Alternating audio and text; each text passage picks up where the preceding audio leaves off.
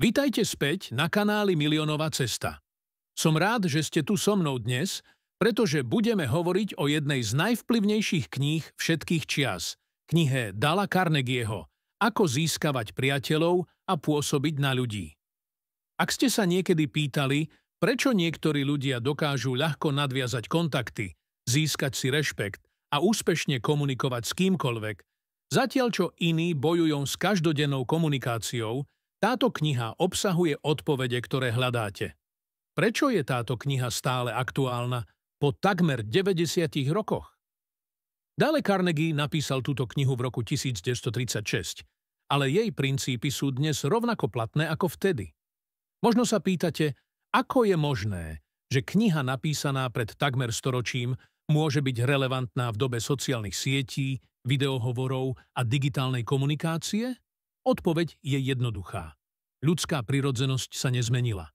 Naše základné potreby, potreba byť vypočutý, ocenený, rešpektovaný a pochopený, zostávajú rovnaké bez ohľadu na to, či komunikujeme osobne alebo cez obrazovku.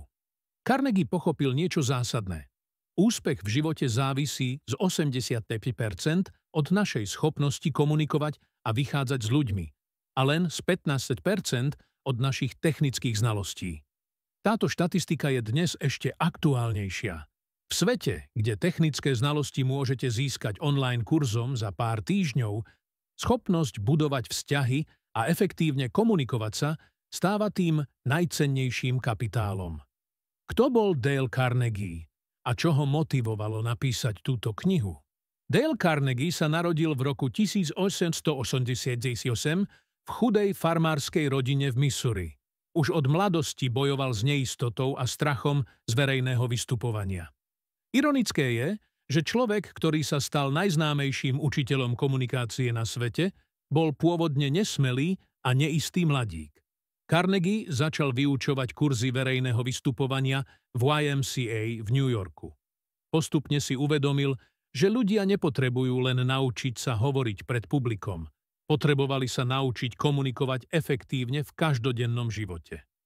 Začal študovať najúspešnejších ľudí svojej doby, analyzoval ich správanie a identifikoval spoločné vzorce v ich prístupe k ľuďom. Kniha Ako získavať priateľov a pôsobiť na ľudí vznikla ako kompendium jeho pozorovaní a skúseností z tisícov hodín práce s ľuďmi rôznych profesí a spoločenských vrstiev. Carnegie neteoretizoval. Všetko, čo napísal, bolo overené v praxi. Štruktúra knihy a jej hlavné časti kniha je rozdelená do 4 hlavných častí, z ktorých každá sa venuje inému aspektu ľudských vzťahov. Časť 1. Základné techniky manipulácie s ľuďmi. Hneď na začiatku musím zdôrazniť, že slovo manipulácia má tu pozitívny význam. Ide o schopnosť vplývať na ľudí etickým spôsobom, nie o podvody či klamstvá. Časť 2. 6 spôsobov, ako sa ľuďom páčiť. Táto časť sa zameriava na budovanie sympatie a dôvery. Časť 3. Ako získať ľudí pre svoje myšlienky. Tu sa dozviete, ako presvedčiť ostatných, aniž by ste ich urazili alebo prinútili. Časť 4. Ako byť lídrom, ako meniť ľudí, aniž by sme ich urazili alebo vyvolali odpor. Posledná časť sa venuje vedeniu ľudí a motivovaniu ich k zmene. Základné princípy prvej časti, ako sa vyhnúť kritike Carnegie, začína knihu revolučným tvrdením. Nekritizujte, neosočujte a nesťažujte sa. Toto nie je len milá rada, je to psychologický princíp založený na pochopení ľudskej prirodzenosti. Keď niekoho kritizujeme, jeho prirodzená reakcia je obrana. Kritika vyvoláva odpor, nie zmenu. Carnegie uvádza príklad Al Caponeho, ktorý sa nikdy nepovažoval za zločinca, ale za človeka, ktorý poskytuje služby, po ktorých ľudia túžia. Ak si ani najhorší zločinci neuvedomujú svoje chyby, ako môžeme očakávať, že obyčajní ľudia budú na kritiku reagovať pozitívne? Namiesto kritiky Carnegie navrhuje 3 alternatívy. Poprvé, snažte sa pochopiť druhého človeka. Položte si otázku. Prečo táto osoba koná tak, ako koná? Každé správanie má svoj dôvod. Po druhé, hľadajte pozitívne stránky. Namiesto toho, aby ste sa zamerali na chyby, nájdite niečo, za čo môžete druhého človeka pochváliť.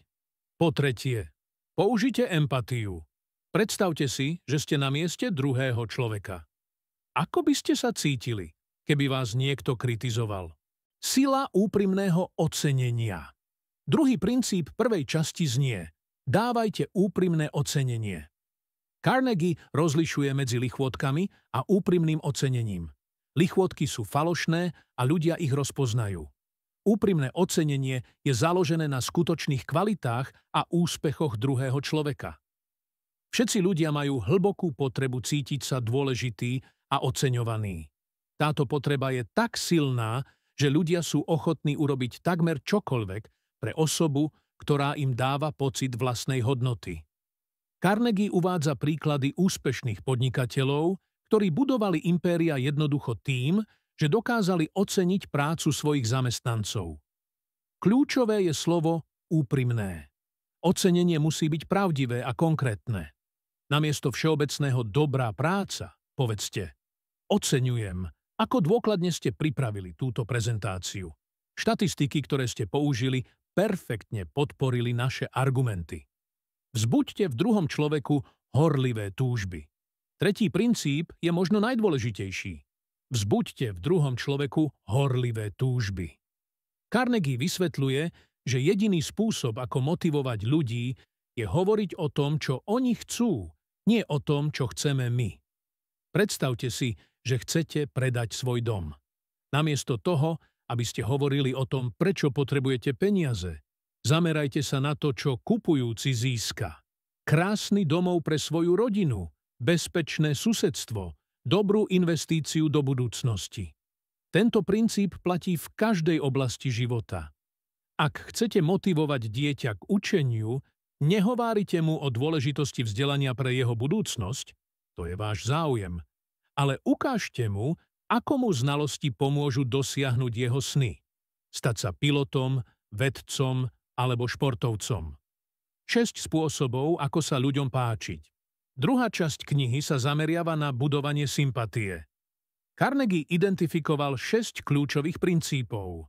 Prvý princíp. Skutočne sa zaujímajte o druhých ľudí. Toto znie jednoducho, ale v praxi je to jedna z najťažších vecí. Väčšina ľudí je príliš zameraná na seba, na svoje problémy, túžby a potreby. Carnegie radí: môžete získať viac priateľov za 2 mesiace tým, že sa budete zaujímať o iných, než za 2 roky tým, že sa budete snažiť, aby sa iní zaujímali o vás. Skutočný záujem znamená aktívne počúvanie, kladenie otázok a pamätanie si detailov o živote druhého človeka. Keď sa stretnete s kolegom po týždni, spýtajte sa, ako dopadla jeho prezentácia, o ktorej hovoril. Takéto malé gestá vytvárajú silné väzby. Druhý princíp. Usmievajte sa. Úsmev je univerzálnym jazykom sympatie. Carnegie cituje výskumy, ktoré ukazujú, že úsmev má takmer magickú moc. Dokáže zmeniť náladu nielen ostatných, ale aj našu vlastnú. Dôležité je, aby úsmev bol prirodzený a úprimný. Úsmev funguje aj cez telefón. Ľudia dokážu počuť úsmev vo vašom hlase. V dobe videohovorov je tento princíp ešte dôležitejší. Úsmev vytvára pozitívnu atmosféru a robí vás atraktívnejšími pre ostatných. Tretí princíp. Pamätajte si, že meno človeka je pre neho najsladším a najdôležitejším zvukom. Carnegie tvrdí, že meno človeka je jeho najcennejším majetkom. Keď si zapamätáte meno niekoho, koho ste stretli len raz, robíte na neho obrovský dojem. Naopak, zabudnutie mena môže byť urážlivé. V dnešnej dobe máme výhodu technológií. Môžeme si uložiť kontakty s poznámkami o tom, kde sme sa stretli a o čom sme hovorili. Ale základný princíp zostáva. Používanie mena človeka v rozhovore vytvára pocit dôležitosti a osobného spojenia. Štvrtý princíp. Buďte dobrým poslucháčom a povzbudzujte druhých, aby hovorili o sebe. Väčšina ľudí miluje rozprávanie o sebe, o svojich úspechoch, problémoch, záujmoch. Carnegie radí stať sa dobrým poslucháčom, ktorý kladie správne otázky a prejavuje skutočný záujem. Dobrý poslucháč nekončí vety za druhého, nepreberá slovo a nesnaží sa presmerovať rozhovor na seba. Namiesto toho používa otázky ako to znie zaujímavo, povedzte mi o tom viac, alebo ako ste sa cítili, keď sa to stalo. 5. princíp. Hovorte o tom, čo zaujíma druhého človeka. Ak chcete nadviazať spojenie s niekým, zistite, čo ho vášnivo zaujíma a hovorte o tom. Carnegie uvádza príklad muža, ktorý si chcel získať náklonnosť obchodného partnera. Zistil, že jeho partner zbiera staré známky, tak sa o filatelii naučil dosť na to, aby mohol viesť inteligentný rozhovor. Výsledok? Uzavreli lukratívny obchod. Dnes je to ešte jednoduchšie. Sociálne siete nám poskytujú množstvo informácií o záujmoch ľudí.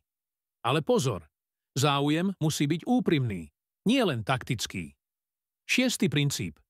Nechajte druhého človeka cítiť sa dôležito a robte to úprimne. Každý človek chce byť dôležitý. Carnegie radí hľadať spôsoby, ako druhému človeku ukázať jeho hodnotu a dôležitosť. Môže to byť uznanie jeho expertízy, ocenenie jeho názoru alebo jednoducho poďakovanie za jeho čas. Kľúčové slovo je opäť úprimne. Falošné pochvaly ľudia rozpoznajú a môžu mať opačný efekt. Ako získať ľudí pre svoje myšlienky? 3. časť knihy sa venuje presvedčovaniu, ako získať ľudí pre svoje idei bez toho, aby ste ich urazili alebo prinútili. Carnegie identifikoval 12 princípov. Jediný spôsob, jak vyhrať hádku, je vyhnúť sa jej. Carnegie začína šokujúcim tvrdením: neexistuje spôsob, ako vyhrať hádku. Aj keď v diskusii zvíťazíte, v skutočnosti prehrávate, pretože druhá osoba sa bude cítiť ponížená a bude vám to zazlievať. Namiesto hádky Carnegie radí: uvítajte nesúhlas ako príležitosť naučiť sa niečo nové. Ovládnite svoj hnev. Prvé slová, ktoré povieme v emóciách, sú často tie, ktoré najviac ľutujeme. Najprv počúvajte. Hľadajte oblasti zhody. Buďte úprimní. Ak sa mýlite, priznajte to. Ukážte rešpekt k názorom druhého človeka. Nikdy nepovedzte: mýlite sa. Tieto slová okamžite vyvolávajú obranný postoj. Namiesto toho použite frázy ako možno sa na to dívam inak, alebo mám iný pohľad na túto vec. Carnegie vysvetľuje, že keď povieme niekomu, že sa mýli, v podstate napadáme jeho inteligenciu, úsudok a pýchu. Prirodzená reakcia je obrana, nie otvorená myseľ. Ak sa mýlite, priznajte to rýchlo a rozhodne. Jeden z najsilnejších princípov v knihe. Keď urobíte chybu, nepokúšajte sa ju zakrývať alebo obhajovať. Priznajte ju otvorene a rýchlo. Táto stratégia má niekoľko výhod. Získate rešpekt za svoju úprimnosť. Ukončíte kritiku skôr, než sa začne. Často získate pochopenie a podporu namiesto odsúdenia. Carnegie uvádza príklad svojho psa, ktorý nemal náhubek v parku, kde to bolo povinné. Keď sa k nemu priblížil policajt, Carnegie ho predbehol. Dôstojník, chytili ste ma. Viem, že porušujem pravidlá. Policajt bol tak prekvapený jeho úprimnosťou, že mu len milo poradil, aby si na budúce náhubek nezabudol. Začnite priateľsky. Ak chcete niekoho presvedčiť, začnite priateľsky. Carnegie cituje Ezopa. Slnko dokáže prinútiť človeka, aby si vyzliekol kabát rýchlejšie než vietor.